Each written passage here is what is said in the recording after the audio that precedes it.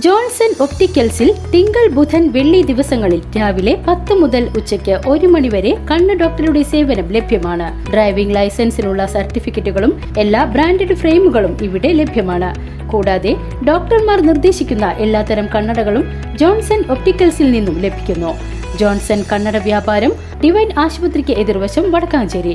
ഷൊർണൂരിൽ വാഹനം വാങ്ങി പണം നൽകാതെ മറിച്ചുവിറ്റ സംഭവത്തിൽ ഒരാൾ കൂടി അറസ്റ്റിൽ.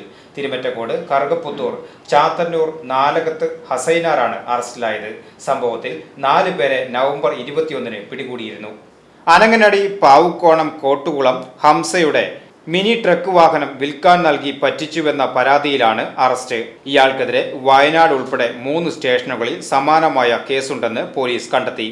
വാഹനം വാടകയ്ക്കെന്ന വ്യാജേന വാങ്ങി പിന്നീട് തമിഴ്നാട്ടിലെത്തിച്ച് പൊളിച്ച് വിൽപ്പന നടത്തുകയാണ് ഹസൈനാർ ചെയ്തിരുന്നതെന്ന് പോലീസ് പറയുന്നു. പൊളിച്ച് വിൽപ്പന നടത്തിയെന്ന് കുറ്റസമ്മതം നടത്തിയെങ്കിലും വാഹനം കണ്ടെത്താനായിട്ടില്ല. 2024 ഫെബ്രുവരി 6-ന് ഹംസയുടെ ഉടമസ്ഥതയിലുള്ള മിനി ട്രക്ക് വാഹനം 30,000 രൂപ അഡ്വാൻസ് നൽകി കൊണ്ടുപോകുകയും പിന്നീട് വിൽപ്പന നടത്തിയെങ്കിലും പണം നൽകിയില്ലെന്നാണ് പരാതി. മാസങ്ങളോളം പണം ലഭിക്കാതെ വന്നപ്പോൾ Ottapalam first class judicial magistrate കോടതിയിൽ ഹംസ പരാതി നൽകിയിരുന്നു. കോടതിയുടെ നിർദ്ദേശത്തെ തുടർന്ന് സെപ്റ്റംബർ 2-നാണ് ഷൊർണൂർ പോലീസ് കേസെടുത്തത്.